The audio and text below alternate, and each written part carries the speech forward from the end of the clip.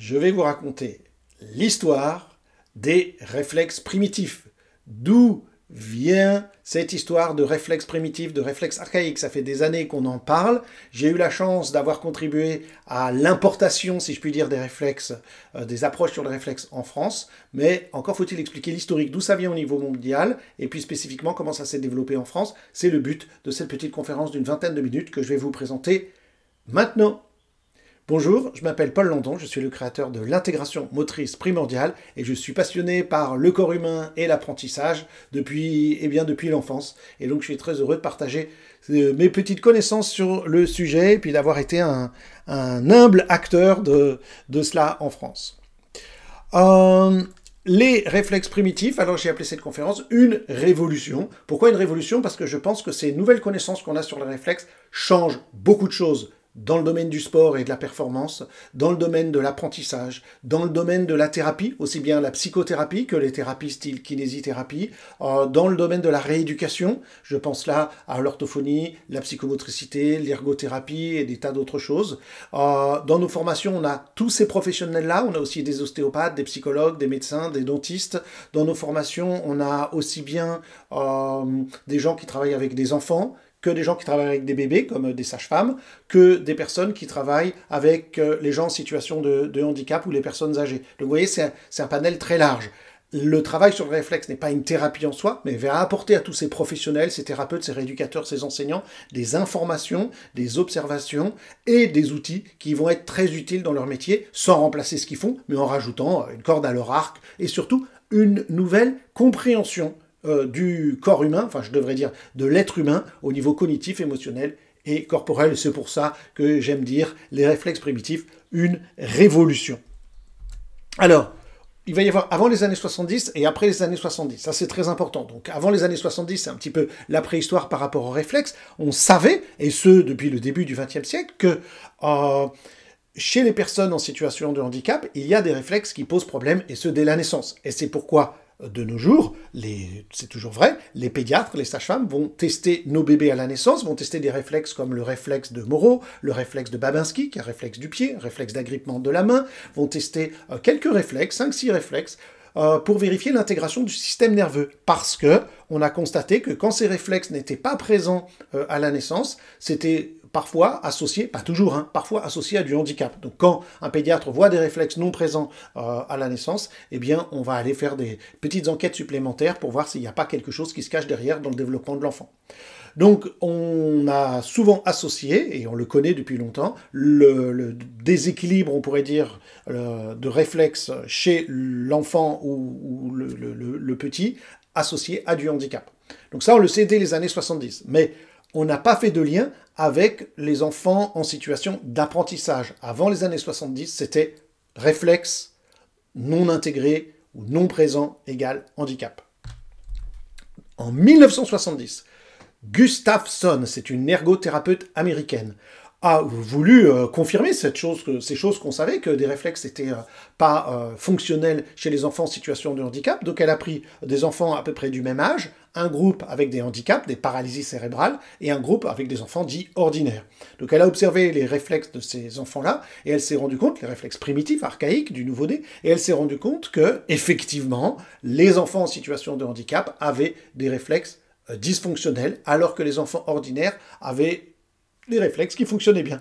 Pas tout à fait, et c'est là où les choses deviennent intéressantes. Certains de ces enfants dans le groupe témoin avaient des réflexes pas totalement intégrés, un petit peu dysfonctionnels, pas au même niveau que dans la situation de handicap, mais quand même les réflexes n'étaient pas totalement intégrés. Et elle s'est rendue compte, en cherchant un peu plus, que ces enfants-là étaient en situation d'échec scolaire ou avaient des problèmes de type comportement. Donc ça, c'est intéressant. Elle a fait le lien entre la présence de réflexes chez les enfants et des difficultés d'apprentissage. La même année, au Kansas, une autre ergothérapeute qui s'appelle Barbara Ryder a confirmé ça en observant des groupes d'enfants qui réussissent bien à l'école ou qui ont des difficultés. Et elle s'est rendue compte que chez les enfants en difficulté, on voyait clairement des réflexes mal intégrés. En 1976, là, ça va être aussi quelque chose de passionnant. C'est une kinésithérapeute américaine aux États-Unis qui a observé les enfants en difficulté d'apprentissage et elle a en particulier testé un réflexe spécifique qui s'appelle le réflexe tonique symétrique du cou, qui correspond en gros à ceci. Quand le bébé, vers 6, 7, 8 mois, va vouloir se mettre à quatre pattes, il va lever sa tête, pousser sur ses bras, c'est-à-dire tendre ses bras. L'extension de la tête va entraîner une extension des bras et simultanément une flexion des jambes. C'est-à-dire qu'à chaque fois que le bébé va regarder vers le haut, donc communément il est sur le ventre, il lève sa tête, il pousse sur ses bras, il fléchit ses jambes, et il va se retrouver un peu dans la position du chat assis. L'inverse est vrai, quand le bébé le petit va fléchir sa tête, il va fléchir ses bras et étendre ses jambes. Donc ce réflexe symétrique du cou, normalement, il disparaît une fois que le quatre pattes se met en place. Donc vers 12 mois, on ne voit plus ce réflexe symétrique du cou. Or, Myriam Bender a constaté que chez les enfants en difficulté scolaire, dans 75% des cas, on retrouvait la persistance de ce réflexe.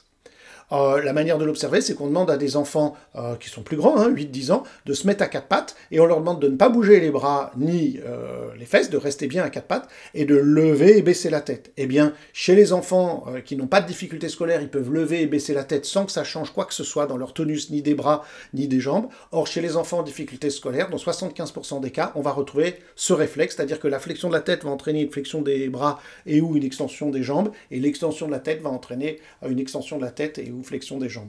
Extension et flexion des jambes associées au bras et à la tête. Donc ça, c'est très important.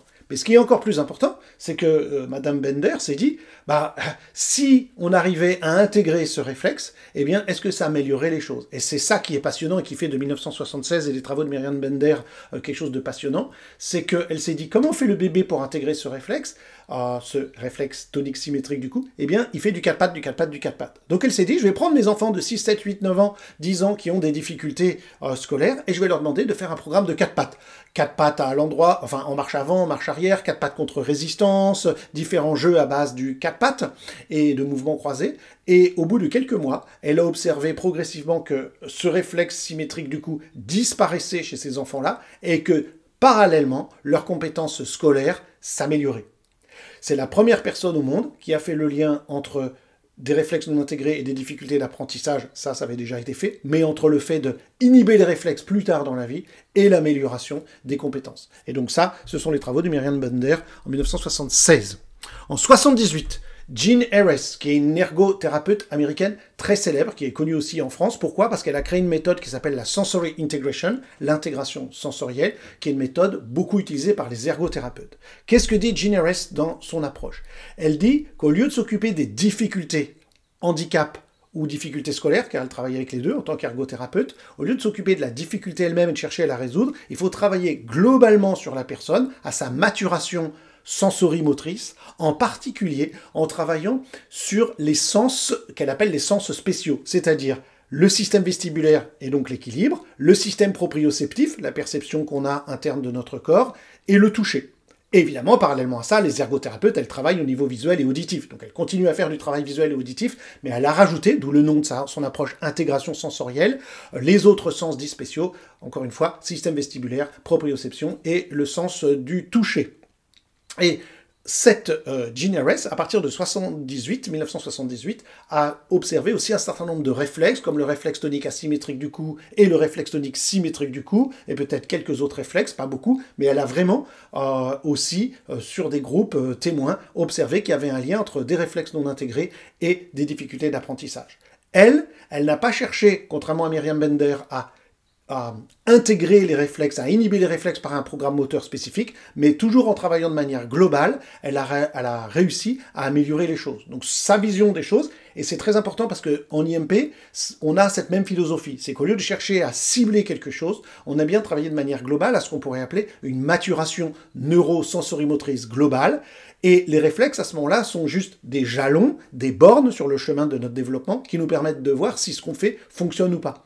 Donc les réflexes est considéré comme Jean Harris comme pas un but en soi à obtenir une inhibition de ses réflexes coûte que coûte, mais comme un jalon qui nous permet de voir comment la personne évolue. Et ça, c'est une vision très importante des choses, qui est spécifique à Jean Harris et qu'on a reprise en IMP. En 1994, Wilkinson a voulu réitérer l'étude de Ryder de 1970 et a trouvé effectivement un lien entre certains réflexes et des difficultés d'apprentissage. Et en particulier, elle a mis en évidence l'impact du réflexe tonique labyrinthique. Donc voilà un nouvel acteur dans le monde des réflexes qui était associé à un grand nombre de difficultés scolaires. On comprend que le réflexe tonique labyrinthique, c'est comment mes mouvements de ma tête vont affecter le tonus de tout mon corps. Et que, évidemment, ça veut dire que si ce réflexe est mal intégré, le lien entre le système vestibulaire et le système visuel en particulier va être affecté. Et donc à l'école, le fait de regarder le tableau, de regarder le cahier, etc., va en permanence créer une stimulation vestibulaire, mais qui va engendrer des difficultés au niveau proprioceptif et visuel, et créer des difficultés à se concentrer, à mémoriser, à lire, à écrire. Et aussi, elle a observé, toujours en 1994, que le réflexe de Moreau était associé à des difficultés en mathématiques, était souvent associé à des difficultés en mathématiques. Donc voilà encore un autre acteur majeur dans le monde des réflexes. Alors, les choses vont beaucoup bouger à partir de 1997. Donc vous voyez, on était en 94, là on avance de 3 ans. En 1997, c'est un psychologue anglais qui s'appelle Peter Blight qui, lui, a été invité à l'université à donner des cours sur les difficultés d'apprentissage en lien avec les difficultés visuelles. Et il s'est vite rendu compte que la maturation du système visuel chez le bébé dépendait de comment l'enfant mettait en place ses réflexes archaïques. Et donc il a commencé à regarder, en tant que psychologue, chez les enfants en difficulté scolaire, un certain nombre de réflexes. Donc il a repris des réflexes que ses prédécesseurs, ou femmes prédécesseurs, avaient mis en évidence, réflexe tonique asymétrique du cou, symétrique du cou, RTL, Moreau, et il s'est posé la question si d'autres réflexes avaient aussi un rôle, et donc il a commencé à investiguer d'autres réflexes. Il a en tout une quinzaine de réflexes dans son approche, réflexe de la main, réflexe du pied, réflexe du dos, il teste une quinzaine de réflexes, mais il va ajouter un autre groupe de réflexes. Il va y avoir les réflexes archaïques, et puis ce qu'il appelle les réflexes posturaux, c'est-à-dire les réactions posturales associées à la gravité, comme les réflexes de redressement de la tête, par exemple. Donc là, on passe de 3-4 réflexes qui étaient observés à une quinzaine de réflexes dans les travaux de Peter Blight. Mais Peter Blight, avec sa femme Sally Goddard, ils ont fait autre chose. Ils ont mis en place un programme de mouvement d'inhibition des réflexes. Ils se sont dit, comment fait le tout petit dans sa première année pour inhiber ses réflexes, puisque la quasi-totalité des réflexes sont complètement inhibés à l'âge de 1 an. Eh bien, il fait des retournements, il fait du 4 pattes, ça on le savait grâce aux travaux de Myriam Bender, mais il fait tout un tas d'autres mouvements qui sont bien connus des psychomotriciens, psychomotriciennes, des ergothérapeutes et de tous les experts des bébés. Eh bien ils se sont dit, si on prenait des enfants en difficulté scolaire qui avaient des réflexes mal inhibés, et qu'on leur demandait de faire des mouvements style le mouvement du bébé un peu tous les jours, est-ce que ça aiderait? Et effectivement, en faisant une dizaine de minutes de mouvements par jour pendant quelques mois, eh bien, on réitère les mouvements du bébé et on va inhiber les réflexes. Et parallèlement, c'est ça qui nous intéresse, les difficultés de type scolaire, lecture, écriture, concentration, mémorisation, va s'améliorer. Là, c'est une date majeure parce que Peter Blight et Sally Goddard vont faire beaucoup de publications. En particulier, Sally Goddard, donc la femme de Peter Blight, va écrire des ouvrages. Et ça va être très très important, on y revient dans un instant. Donc, à ce point de notre histoire, donc milieu des années 90, on a une première vague, c'est moi qui appelle ça comme ça, d'écoles d'inhibition des réflexes. Donc on va laisser de côté Myriam Bender et Jean Harris. Alors, pourquoi? Parce que Myriam Bender, elle travaillait que sur un seul réflexe, le réflexe tonique symétrique du cou, et Jean Harris ne travaillait pas directement sur les réflexes, elle les observait, mais travaillait de manière plus globale au niveau sensoriel. Donc la première école, on pourrait dire, qui travaille sur plusieurs réflexes et qui cherche à les inhiber, c'est l'école de Peter Blight, Sally Goddard, qui s'appelle l'INPP. INPP. C'est une école anglaise, donc qui date du milieu des années 90. Ça, c'est la première vague. Alors pourquoi je dis première vague? Parce que Sally Goddard a écrit des bouquins. En particulier, son premier bouquin en anglais s'appelle A Windows into the Child Mind. Et c'était un chouette titre, ça voulait dire une fenêtre dans l'esprit de l'enfant. Peter Blight est psychologue et il disait une manière de voir ce qui se passe chez un enfant, c'est d'observer ses réflexes. Ces réflexes offrent une fenêtre dans l'esprit de l'enfant, permet de voir sa maturation neurosensorimotrice. Ce livre a ensuite ensuite été rebaptisé plusieurs fois et remanié au fur et à mesure des années. Il a été traduit en français par mes soins sous le titre Le Grand Livre des réflexes et présente un peu beaucoup de choses autour des réflexes. Et pourquoi ça a créé une vague? Bien parce que des gens dans le monde entier ont commencé à lire ce bouquin. C'est mon cas, dès le milieu des années 90. Des gens du monde entier ont commencé à lire ce bouquin et à avoir beaucoup d'informations sur le réflexe. Quand je dis des gens du monde entier, ça veut dire des psychologues, des sportifs, des éducateurs, des médecins, des tas de gens dans de tas de professions différentes ont commencé à se dire mais c'est intéressant ce truc des réflexes. Et ils ont commencé à partir de ces connaissances-là, éventuellement en se formant auprès de Peter Blight et en apprenant ses programmes moteurs et la manière d'observer les réflexes, ils ont commencé à ajouter ça dans leur approche et à développer eux-mêmes un certain nombre de choses. Et c'est ça que j'appelle la deuxième vague. Alors, dans cette deuxième vague, il y a un nom qui est particulier, c'est le nom de Madame Svetlana Mazgutova, qui est d'origine russe, avec laquelle j'ai beaucoup travaillé à partir du début des années 2000, et que j'ai eu l'honneur d'introduire en France. Svetlana Mazgutova, elle, est docteure en psychologie, et elle était spécialisée dans le handicap, et toujours d'ailleurs, et dans le stress post-traumatique, donc les gens qui ont vécu des grosses situations de stress dans la vie. Elle a travaillé en particulier avec les gens qui ont vécu des situations de guerre. Svetlana Mazgutova, vous voyez, c'est pas le même public que Peter Blight, Sally Godard. Peter Blight, Sally Godard, ce sont les enfants en difficulté scolaire. Mazgutova, on est dans le handicap d'une part et la psychologie du traumatisme. Et donc, Svetlana Mazgutova a dû mettre au point d'autres techniques pour intégrer les réflexes. Elle a étendu les idées de Peter Blight à beaucoup de choses. Première chose, elle a étendu, je vous ai dit, Peter Blight a travaillé avec une quinzaine de réflexes et Mazgutova passe de 15 réflexes à 30, voire 40 réflexes avec lesquels elle travaille. Donc elle a vraiment fait des recherches très approfondies sur le réflexe, avec le fait qu'elle est de culture russe et qu'elle travaille aussi en langue anglaise. Elle a eu accès à beaucoup d'informations et a fait une énorme synthèse de tout ce qu'on connaissait sur le réflexe, aussi bien les réflexes de naissance, les réflexes de visage, les réflexes dits qu'elle a appelés les réflexes de vie, enfin bref, de tout un tas de choses. En travaillant dans le monde du handicap sur des bébés et sur des adultes, elle s'est rendue compte de plein de choses et elle a mis au point d'autres manières d'intégrer les réflexes. Et on y reviendra plus tard.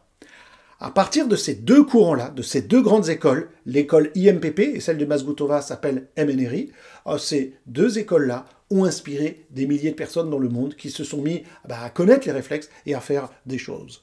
Moi, j'ai eu la chance de travailler avec eux et en 2002, créer le site reflex.org qui existe toujours et qui est aujourd'hui le site officiel de l'IMP, Intégration Motrice Primordiale. Un autre nom qui vaut la peine d'être mentionné, c'est le nom de Kerstin Lin et Harald Blumberg. Kerstin Lin, c'est une Suédoise qui utilisait des bercements et donc des stimulations vestibulaires chez les personnes en situation de handicap. Dans les années 80, un psychiatre suédois, Harald Blumberg, donc, a rencontré cette dame et a commencé à utiliser ces mouvements, ces bercements, dans son travail à l'hôpital et dans son travail clinique en individuel. En tant que psychiatre, il s'est rendu compte que ça avait un impact majeur sur le bien-être des personnes avec lesquelles il travaillait, en particulier les personnes en situation de handicap, que ce soit autisme ou paralysie cérébrale.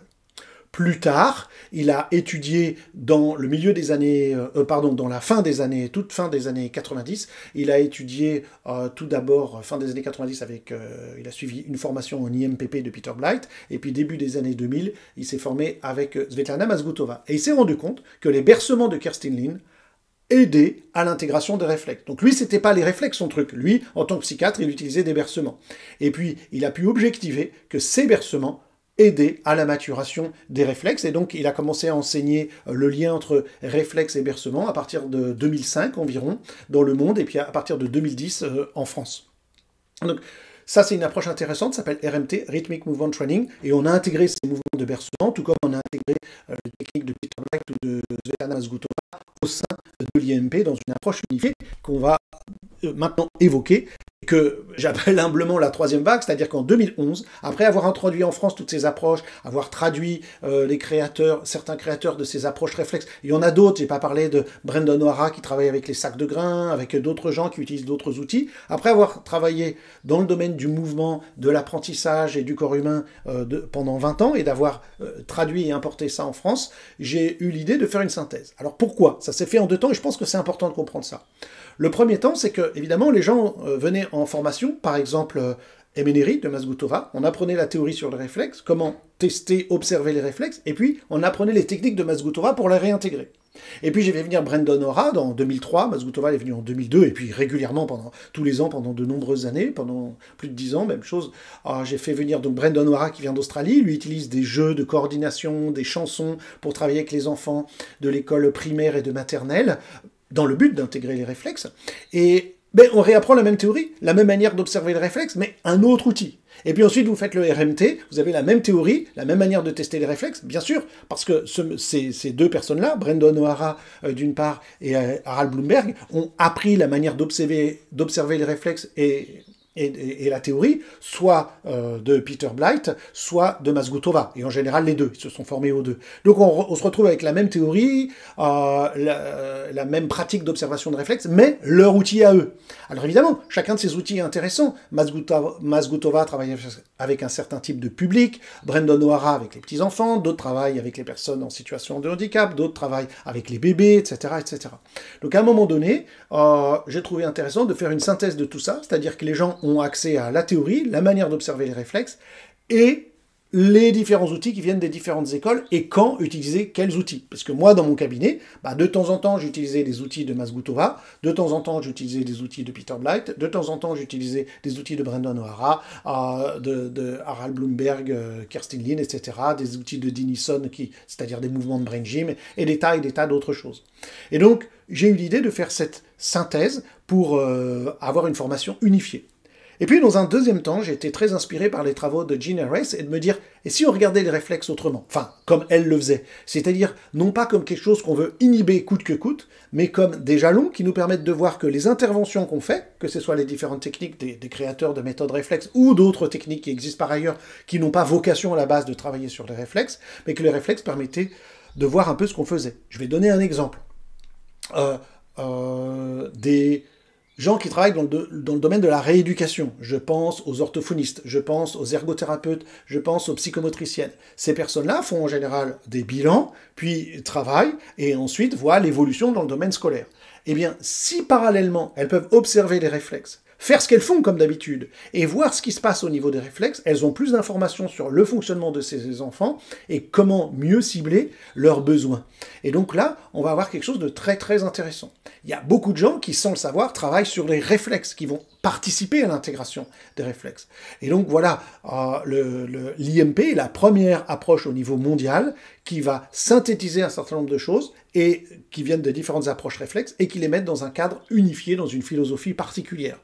Et ça, je pense, c'est très important et ça a été quelque chose d'important en France parce que ça a fait que des milliers de personnes se sont formées aux réflexes dans plein de domaines différents et ensuite ça fait énormément évoluer les choses. Donc, comme j'aime présenter l'IMP, on a ce petit sandwich un petit peu. En haut, j'ai mis toutes les approches initiales sur les réflexes primitifs auxquels nous nous sommes formés. Il y en a d'autres approches qui ont émergé au fur et à mesure des années, hein. Mais les approches initiales, donc on s'est formé à l'approche de Myriam Bender, à l'IMPP, au MNRI, à la méthode Movement and Learning de Brendan O'Hara, au RMT de Kerstin Lin, Bloomberg, etc. Donc ça, c'est une première source d'inspiration. Puis la base, de l'autre côté, c'est la vision éducative. La vision éducative est très importante, parce que l'idée ici, et qui est un peu particulière à l'IMP, c'est de ne pas voir les réflexes comme une cause à nos problèmes, et de dire « Ah, si j'ai des problèmes, c'est à cause de ces vilains réflexes, il faut inhiber ces vilains réflexes pour me débarrasser de mes problèmes », mais de voir les choses autrement. Les réflexes sont à la base de la constitution, sont la fondation, on dit des schèmes, structures, patrons, qui mettent en place chez le bébé le fonctionnement cognitif, émotionnel et moteur postural.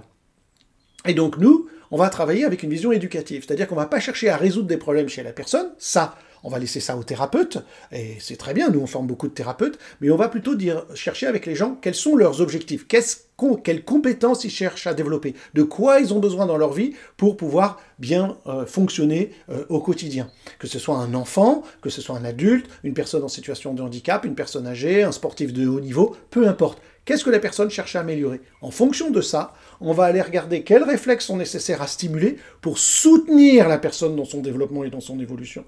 Donc vous voyez, l'idée n'est pas de chercher à résoudre un problème, mais de développer les compétences de la personne. Et pour ça, on va avoir plein de sources d'inspiration. Donc d'un côté, j'ai mis les inspirations théoriques et de l'autre, les inspirations technique. Je ne vais pas rentrer dans les détails ici, c'est pas le but, mais c'est de comprendre que l'IMP, c'est une approche unifiée. On a travaillé avec des obstétriciens, avec des sages-femmes, avec des thérapeutes manuels depuis la création de l'IMP, avec des podologues, posturologues, on a travaillé avec des éducateurs, avec des spécialistes du monde du mouvement et du sport, et on a beaucoup aussi travaillé avec les thérapies cognitives, comportementales et émotionnelles, aujourd'hui, qui offre beaucoup de compréhension au niveau scientifique sur la motivation, l'être humain, etc. Et donc il y a beaucoup de notions là qui peuvent être intéressantes à utiliser en IMP et quand on travaille à l'amélioration des compétences. D'un point de vue technique, il y a beaucoup d'approches qui se sont soit directement inspirées de leurs connaissances sur le réflexe, c'est le cas de la méthode de Tim Anderson, soit pas du tout, mais qui sont très intéressantes, comme l'approche de Cathy Bowman, qui est une biomécanicienne américaine, qui dit des choses passionnantes et qui sont 100% au cœur de notre travail, puisqu'elle travaille avec les enfants, les bébés, l'importance du mouvement, etc. Et c'est 100% compatible, si je puis dire, plus que compatible, ça va apporter énormément de choses à notre compréhension des réflexes. Donc, à partir de là, en France, sous l'impulsion de l'IMP en 2011, il y a des milliers de personnes qui ont été formées, et des gens dans le domaine du sport, de l'éducation, dans plein de domaines, ont commencé à se former au réflexe, et à créer des approches ciblées pour eux. C'est ce qui fait qu'aujourd'hui, on va trouver des formations réflexes et posture, réflexes et podologie, réflexes et ostéopathie, réflexes et psychomotricité, réflexes et psychologie, réflexes et ceci, réflexes et cela. Là, il y a aujourd'hui des centaines de formations pour les professionnels, etc. Alors, il y a du bon, il y a du moins bon, hein, bien sûr. La bonne chose, c'est qu'on parle des réflexes, c'est quelque chose de très important, et qu'il faut démocratiser cette connaissance-là. Je pense qu'aujourd'hui, que ce soit dans le domaine du sport, dans le domaine de l'apprentissage ou dans le domaine de la thérapie corporelle ou psychologique, c'est une notion fondamentale à avoir, le travail sur les réflexes. Donc ça, c'est la bonne chose. La moins bonne chose, c'est qu'il y a beaucoup de gens qui ont fait un stage ou deux et qui commencent à animer des formations sur les réflexes. Il y a des gens qui ont une formation très minime et qui commencent à travailler en cabinet, qui se croient pour des grands thérapeutes ou des sauveurs du monde ou quoi que ce soit, et qui vont aller communiquer sur les réseaux sociaux que les réflexes sont la cause de tous les problèmes, les réflexes ci, les réflexes cela. Évidemment, les choses ne sont pas si simples, les réflexes ne sont pas une panacée. Donc nous, depuis 2011, on va garder des standards très élevés au niveau déontologie, au niveau recherche. On a une équipe et surtout l'IMP est en évolution constante. C'est-à-dire qu'aujourd'hui, en 2025, l'année où je fais cette vidéo, on travaille toujours et chaque année on invite des experts au niveau mondial, des États-Unis, d'Australie, d'Europe, de différents endroits, qui sont des chercheurs dans le domaine du mouvement, de l'apprentissage et évidemment des réflexes et des spécialistes de la vision, de la psychologie, la théorie polyvagale, etc. Et on introduit ces informations au fur et à mesure dans le cursus de l'IMP quand c'est nécessaire. Le gros avantage de l'IMP, c'est que chaque chose qu'on va introduire dans notre cursus de formation, on va pouvoir voir si ça a un impact sur les réflexes et si oui, sur lesquels. Et quel impact ça va avoir au niveau cognitif, émotionnel et corporel, postural. Donc ça, c'est très important. Évidemment, la science dans tout ça, on va se poser la question, est-ce que tout ça est scientifique, est-ce que c'est sérieux? Donc si vous allez sur le site de l'IMP, reflex.org, qui existe depuis 2002, sur reflex.org, vous cliquez sur l'onglet réflexe, il va y avoir une petite explication sur le réflexe, et en bas de page, il y a ressources concernant les recherches scientifiques. Il y a 3 grandes ressources, il y a toutes les études qui ont été faites par Peter Blight et Sally Goddard, et j'ai fait un lien vers leur liste, ils ont fait beaucoup de recherches, essentiellement dans le domaine scolaire. Amélioration de l'apprentissage, lecture, écriture, etc., en lien avec les réflexes et leur programme d'inhibition des réflexes. Svetlana Mazgutova a aussi supervisé de nombreux articles et de nombreuses recherches, et dont certaines ont été publiées dans des journaux à comité de relecture. C'est aussi le cas d'ailleurs, dans certains cas, de travaux de Peter Blight, Sally Goddard. Et donc là, il y a aussi une grosse ressource, donc sur l'approche Peter Blight, sur l'approche Mazgutova. Et puis, il y a plein de gens, depuis des années, qui travaillent avec les réflexes et qui ont fait des articles ou des recherches. Et nous, on travaille avec le laboratoire de recherche Volodalen en Suisse, qui ont eux-mêmes publié des recherches sur le lien entre les réflexes et le sport. Et ça mérite d'être mentionné. Vous trouverez ça sur cette page. Hein. Il y a le lien en bas de cette page. Évidemment, ces recherches sont trouvables sur PubMed. Donc si vous allez sur PubMed, hein, le fameux site qui regroupe les recherches scientifiques dans le monde entier ou les articles scientifiques, et que vous tapez les mots primitive reflex, évidemment en anglais, hein, ou primitive reflex integration, ça s'écrit comme en français, intégration, vous allez trouver plus d'une centaine, peut-être 200 mentions, recherches ou articles sur le sujet des réflexes. Donc voilà un peu l'historique autour des réflexes.